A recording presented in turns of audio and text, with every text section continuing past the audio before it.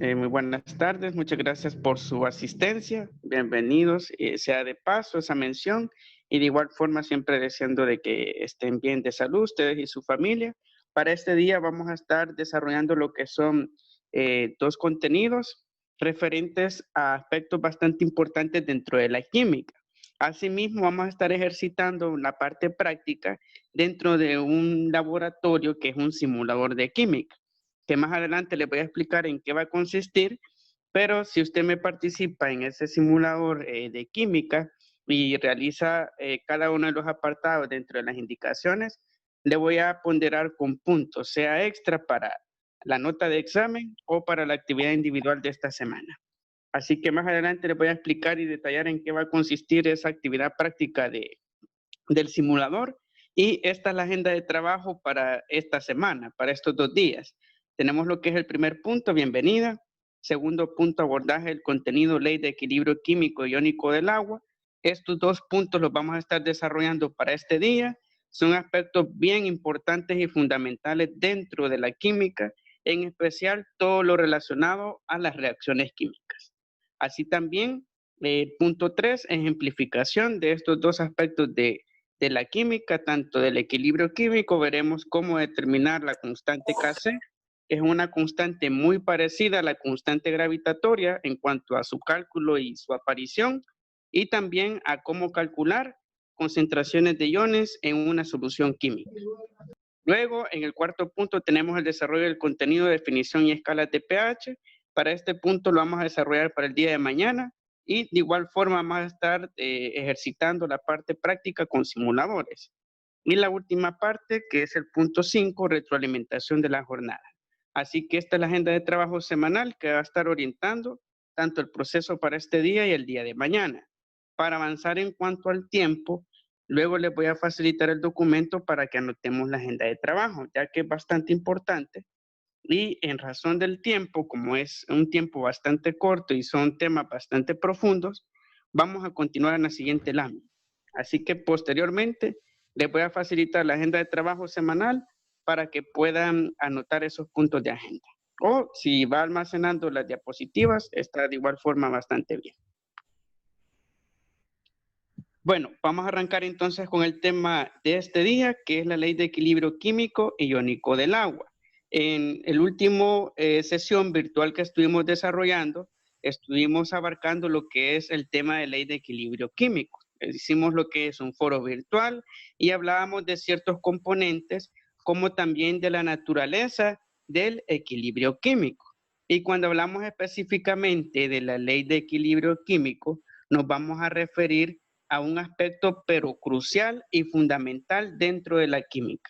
Es como la gravedad para la física, lo que vamos a estar viendo en cuanto a la ley de equilibrio químico, ya que cuando hablamos de este proceso de equilibrio, debemos de comprender primeramente de que para que ocurra un proceso químico, sea cualquier mezcla, ser una azucarada, una limonada, o así también procesos químicos más complejos, como la formación de una molécula de agua, deben de llevar consigo lo que es la naturaleza de ser sistemas cerrados. ¿Por qué cerrados? Porque el proceso químico, por ejemplo, al formar lo que es una molécula de agua, H2O, que se da por la sumatoria, la combinación de H2 más O, en ese proceso no deben de interactuar otras sustancias, porque de lo contrario nos va a afectar lo que es la combinación química y no nos va a resultar una molécula de agua. Por tanto, allí recae lo que es la importancia de que para que ocurra un proceso químico es necesario de que sea un sistema químico cerrado. Y de esa forma también garantizamos lo que es el equilibrio químico. ¿Por qué? Porque en el proceso va a haber un equilibrio dinámico, tanto de la parte de reactivos como de la parte de productos. ¿Qué significa ese equilibrio dinámico? De que vamos a tener igual cantidad de elementos atómicos. En otras palabras, y regresando al ejemplo de la formación de una molécula de H2O, para obtener el H2O, siempre vamos a tener lo que es H2 del lado de reactivos y también vamos a tener H2 del lado de productos, como también vamos a obtener lo que es un oxígeno del lado de reactivos, como también un oxígeno del lado de productos. Y de esa forma es cómo ocurre lo que es este equilibrio dinámico y también garantiza de que el proceso químico se encuentre en equilibrio. También podemos decir de que todos estos procesos que ocurren a nivel cotidiano y diario, como el hecho de hacer una azucarada, como le mencionaba, o prepararse un refresco, todo ello depende de la espontaneidad del proceso. ¿Qué significa la espontaneidad del proceso? De que en el proceso haya la menor cantidad de factores externos que intervengan en el proceso químico y afecten lo que es la producción de nuestros productos químicos. En otras palabras, en el caso de la azucarada, como todos sabemos, una azucarada va a tener siempre dos componentes, agua y azúcar. Pero si hay otro componente, si se le caen unas gotas de limón a lo que es a esa mezcla, va a dejar de ser azucarada. ¿Por qué? Porque el proceso dejó de ser espontáneo e intervinieron procesos externos dentro de la composición química. Y así también, aparte de la espontaneidad del proceso, tenemos la temperatura. Como todos sabemos, la combinación de ciertas sustancias reactivas requieren de una temperatura ambiente para que puedan ocurrir. Así como la formación de una azucarada, necesitamos 25 grados Celsius, que es la temperatura ambiente cotidiana, para poder hacerla. Pero si se encontrase en lo que es en un punto de ebullición en el cual el agua está en un proceso de hervir, va a ser imposible producirlo. ¿Por qué? Porque no se encuentra en esa temperatura estable en la cual se van a encontrar ambos reactivos y así también en la formación de sus productos en equilibrio químico. Asimismo, podemos mencionar dentro de esta ley de equilibrio químico que las reacciones nunca son completas. En otras palabras, veamos esta imagen. Acá tenemos un proceso de reacción química. Tenemos lo que son estos dos matraces. Permítanme. Tenemos lo que son estos dos matraces, que son recipientes utilizados en el área de la química. ¿Y qué sucede en estos matraces? Tenemos lo que es la parte de reactivos, que es este frasco, y tenemos la parte de productos, que es el frasco que va luego de la flecha. ¿Qué pasa en la parte de reactivos?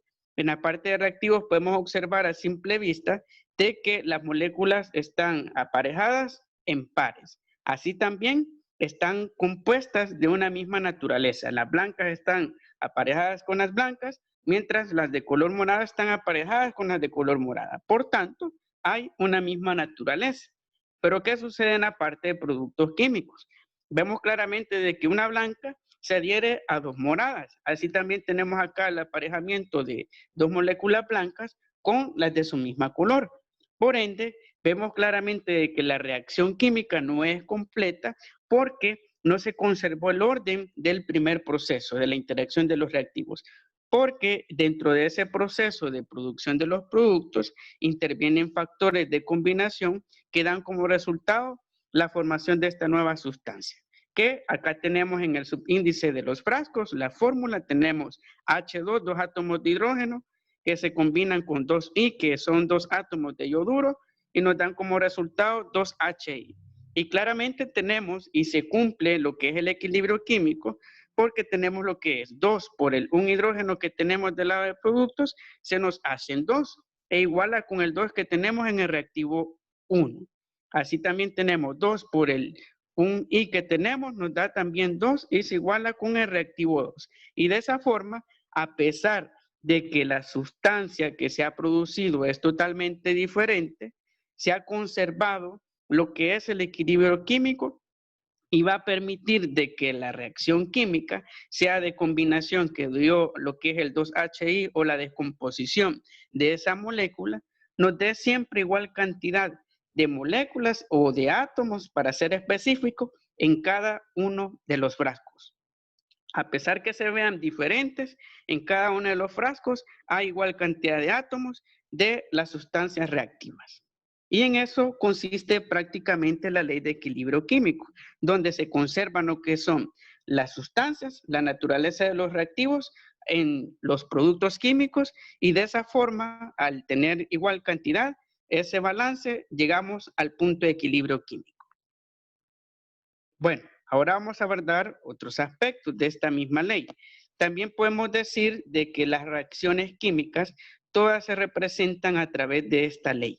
Esta ley, como les mencionaba, es como la gravedad para la física. Sin la gravedad no puede haber lo que es tiro vertical, ni siquiera movimiento horizontal, casos de MRV, nada de la física puede existir si no está el factor gravedad. Pues acá es similar, pero nada puede existir dentro de la química sin la constante Kc, que es una constante de equilibrio químico que nos permite comprender cuál es la tasa de transformación de un producto químico en reactivos o de reactivos en productos químicos. Y tenemos acá una representación de esta constante en cuanto a su fórmula, que también se denomina ley de acción de masas, donde tenemos lo que es la constante Kc, que ese es el símbolo de la constante de equilibrio químico, que va a ser igual a lo que es AC al cuadrado por la multiplicación de D al cuadrado, que van a ser los reactivos químicos, y eso lo vamos a dividir entre el valor del producto al cuadrado por el otro producto, en dado caso sea un proceso químico de desplazamiento, o si en dado caso sea un proceso simple como una descomposición, solo se va a dividir entre el producto al cuadrado. Y de esa forma vamos a poder encontrar a través de los cuadrados y la multiplicación de los valores de concentración de reactivos y productos el valor de esta constante. Como les mencionaba, es un valor importante dentro de la química, ya que nos permite precisar con exactitud lo que es ese valor constante que debe aparecer siempre en el proceso químico, sea de descomposición o combinación química. Así también podemos mencionar, aparte de estos aspectos, que otro proceso que va en paralelo a la ley de equilibrio químico es la ionización del agua. La ionización del agua es otro aspecto fundamental dentro de los principios de equilibrio químico. Y cuando hablamos de la ionización del agua, nos vamos a referir de que, como todos sabemos, el agua pura, que proviene de los manantiales, de los ojos de agua o los pozos, esa agua, cuando se encuentra a 25 grados Celsius, que es la temperatura ambiente, se mantiene en un estado neutro. ¿Qué significa que está en estado neutro? Que no es ni ácida ni tampoco es base. Sin embargo, esa agua pura, por procesos ambientales externos, puede adquirir ciertas propiedades que le pueden conferir lo que es acidez o basicidad, dependiendo de cuánta concentración tiene de hidronios, que son partículas positivas, o protones, que son de hidrógeno, o en el caso del hidroxilo, que son partículas negativas netamente de hidróxido, OH. Y cuando hablamos de este proceso de ionización, tenemos que comprender de que, como siempre se ha conocido, el agua se organiza a través de una molécula, que es el H2O. Y acá tenemos lo que es esa representación de la ionización. Tenemos dos moléculas de agua, y estas dos moléculas de agua, por un proceso químico, ocurre lo que es la adquisición de estas dos moléculas de agua de H3 o más. ¿Qué es el H3 o más? Es una partícula cargada de lo que son protones del lado del oxígeno. Sin embargo, del lado del hidrógeno tenemos 3. Por tanto, ¿qué tipo de agua nos va a conferir lo que es esta sustancia? Nos va a conferir una agua ácida. ¿Por qué? Porque la ha ionizado positivamente. Sin embargo, si la ionización es en el otro sentido, es del lado negativo, va a ocurrir un proceso contrario, porque los iones de hidróxido van a añadir lo que es a nuestra molécula de H2O pura, que está inicialmente en estado neutro, una solución básica, alcalina.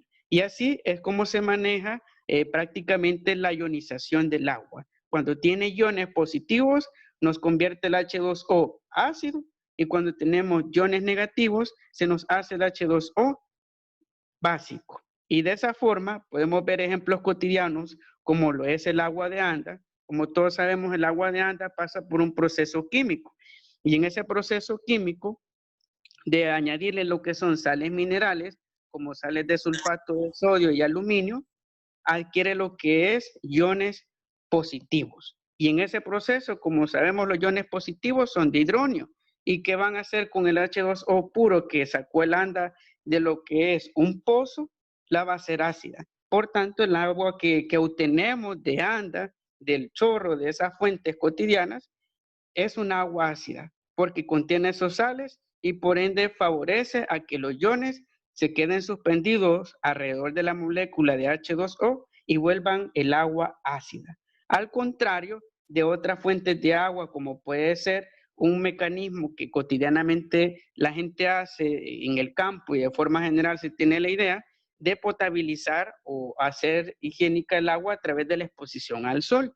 Se deja al sol por cierto tiempo lo que es el agua y en ese proceso el agua adquiere lo que son iones en el sentido negativo. Adquiere por ende iones de hidróxido. ¿Y qué va a pasar con la molécula de H2O? De que eso nos va a ser básica. Por tanto, en un ambiente básico, las bacterias no pueden vivir, solo viven en ambientes ácidos. Y de esa forma es un mecanismo que científicamente se ha comprobado de que exponer el agua al sol durante cierto tiempo favorece a que el agua se encuentre en un estado más básico e incluso es mucho mejor que consumirla directamente en fuentes cotidianas, como les mencionaba, que viene por lo general en un estado más ácido, porque tiene más iones suspendidos en las sales minerales.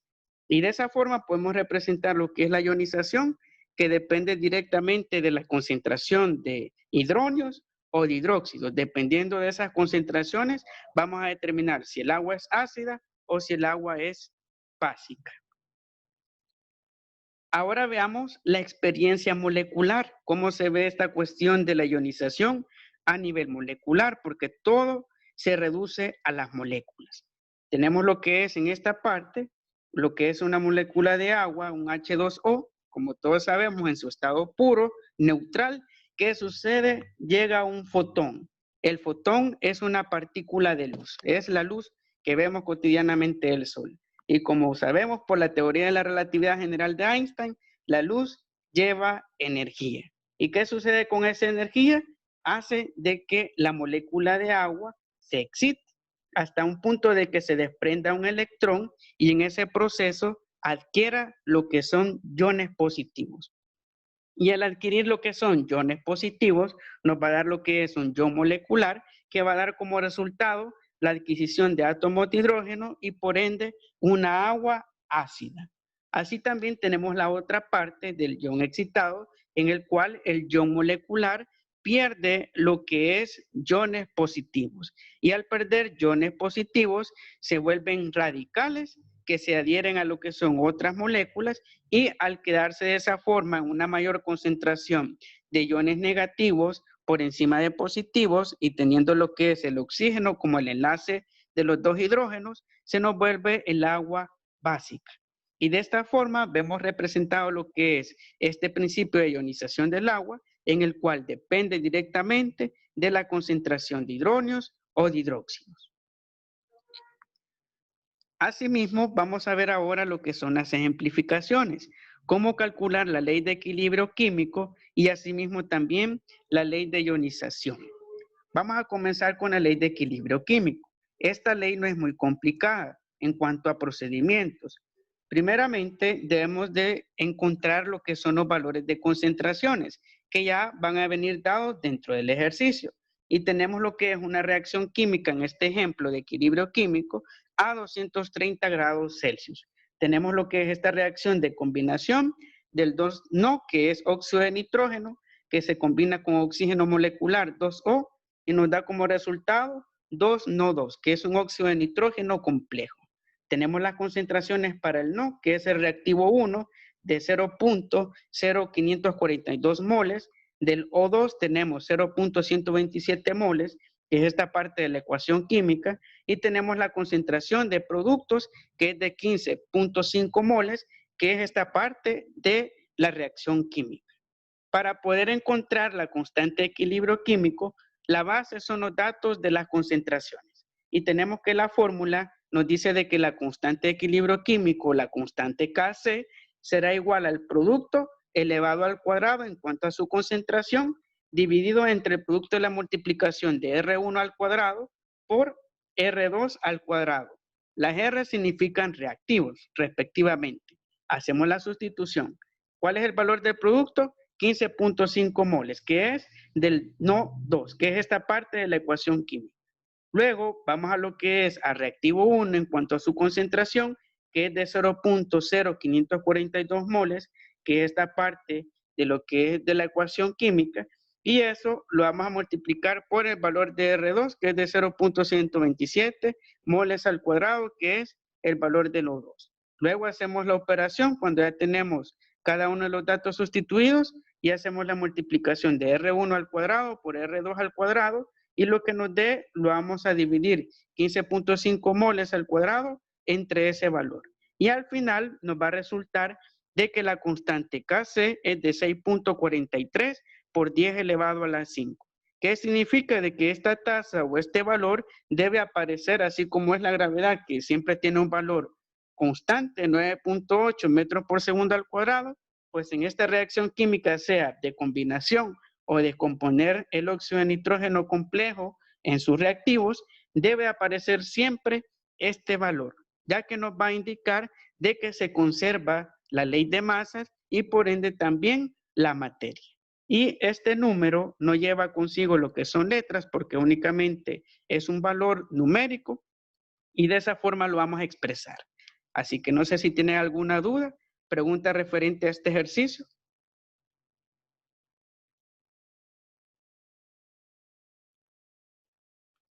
¿Alguna duda, pregunta referente a este ejercicio?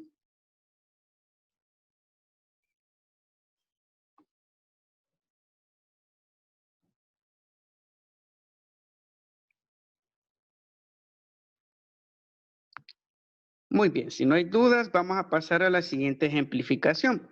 Ahora vamos a ver una ejemplificación de el principio de equilibrio iónico del agua. Acá tenemos un caso diferente en cuanto a la ionización. Tenemos lo que es una muestra de bebida carbonatada. Como todos sabemos, las bebidas carbonatadas son las famosas bebidas gaseosas, cuya concentración de iones de hidrógeno es de 0.001 mol. Eso tenemos de concentración de partículas de hidrógeno. Y nos pide de que determinemos cuál es el valor del OH-. Como vimos en la parte teórica de la ionización, el OH- significa hidróxido. ¿Cuánto es el valor de hidróxidos con respecto al valor de hidrógenos que tiene la bebida gaseosa? Para ver si es ácida o si es básica. ¿Cómo lo vamos a hacer? Primeramente vamos a tener lo que es este valor, que es el valor de los kilowatts o así también llamados lo que son kilojoules, el valor calórico de la bebida carbonatada, que tiene un valor total de 1 por 10 a la menos 14, y ese valor ya va a venir proporcionado por el ejercicio. ¿Y qué vamos a hacer con ese valor? Vamos a dividir ese valor de los kilojoules o kilowatts del valor total de la bebida carbonatada entre el valor de la concentración de hidrógeno, que es 0.001 mol. Y eso equivale a 1 por 10 elevado a la menos 4. Hacemos el proceso de la división, 1 por 10 a la menos 14 entre 1 por 10 a la menos 4 y nos dará como resultado de que el valor de la concentración de hidróxidos es de 1 por 10 elevado a la menos 10. ¿Qué significa? De que es un valor bastante bajo con respecto al valor de la concentración de hidrógeno que tenemos, que es de 1 por 10 a la menos 4. En otras palabras, ¿qué significa? De que la bebida carbonatada, debido a que tiene una alta concentración de hidrógeno, es una bebida ácida. Tanto así de que su acidez puede remover óxido, como todos hemos visto en algunos experimentos y videos en los cuales se deshace literalmente lo que es un clavo con el pasar de los días, ya que es debido principalmente a su alta concentración de hidrógeno por encima de hidróxidos. Y esta cuestión de la ionización está enlazada directamente con acidez y basicidad, que es una escala que vamos a ver en la próxima clase del potencial de hidrógeno. Así que no sé si tiene alguna pregunta, duda referente a este segundo ejemplo sobre la ionización del agua.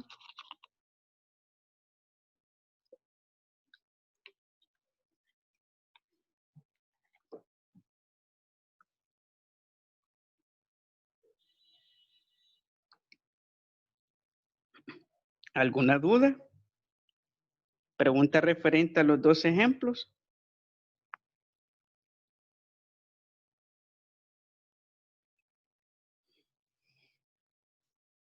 Muy bien, gracias por informar. Si tiene alguna duda, pregunta referente a los ejemplos. Si está claro, me confirman por favor para darme por enterado, ya que estos ejercicios van a venir en las consiguientes evaluaciones.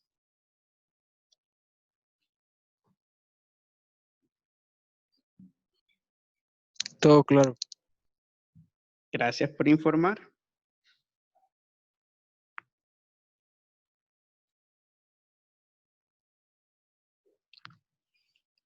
Como vimos, los procedimientos para realizar estos ejercicios, tanto de equilibrio iónico como también la ley de equilibrio químico, son procedimientos que no requieren mucha complejidad, solo sustituir y en el caso de acá del equilibrio iónico, únicamente hacer lo que es la conversión de los kilowatts a kilojoules, pero en general ese dato ya va a venir dado por el ejercicio y solo vamos a pasar a dividir los kilowatts o kilojoules, en otras palabras, entre el valor de la concentración de hidrógeno para obtener lo que es el hidróxido y si en dado caso buscamos el hidróxido, es el proceso inverso. Vamos a dividir entre la concentración de esa solución.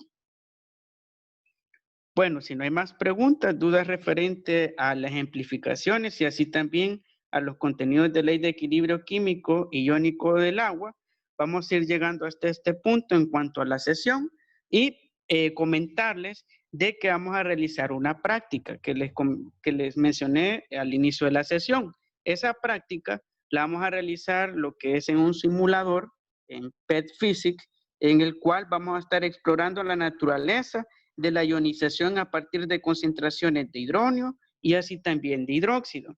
Y la idea es de que si en dado caso usted completa todos los procedimientos y me hace la respectiva entrega de las evidencias, le voy a ponderar puntos extra, sea para su nota de examen o para la actividad de esta semana. Así que esa es la invitación para que realicemos esa actividad práctica. Vamos a tener el transcurso de la tarde para hacer la entrega, no demora mucho tiempo, solo ir haciendo ciertos cálculos y responder a una pregunta y con base a ello vamos a determinar los puntos. Así que no sé si tiene alguna otra pregunta, duda, aporte o comentario referente a la sesión o a la actividad práctica.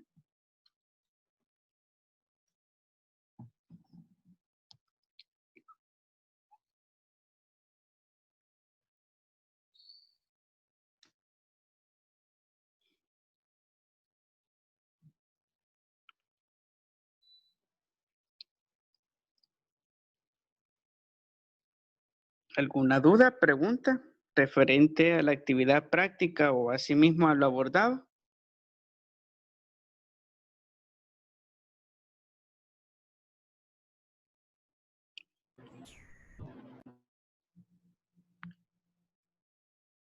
Muy bien, si no hay más dudas y preguntas, vamos a dar por cerrada entonces la sesión, ya que estamos en el lapso del tiempo. Muchas gracias por su asistencia. Ya les voy a facilitar el documento de la presentación para que anotemos la agenda de trabajo y los apuntes de clase, como también les voy a facilitar las indicaciones generales para poder realizar la actividad práctica. Así que como les mencionaba, tenemos el transcurso de la tarde o a más tardar mañana si tienen algún inconveniente. Así que hasta acá vamos a llegar con la sesión. Muchas gracias por su asistencia y nos vemos hasta la próxima clase. Feliz tarde y que tengan un excelente día. Adiós, profe. Adiós. Gracias, profe. Profe. Pase buen día. Vamos, profe. Pase feliz día.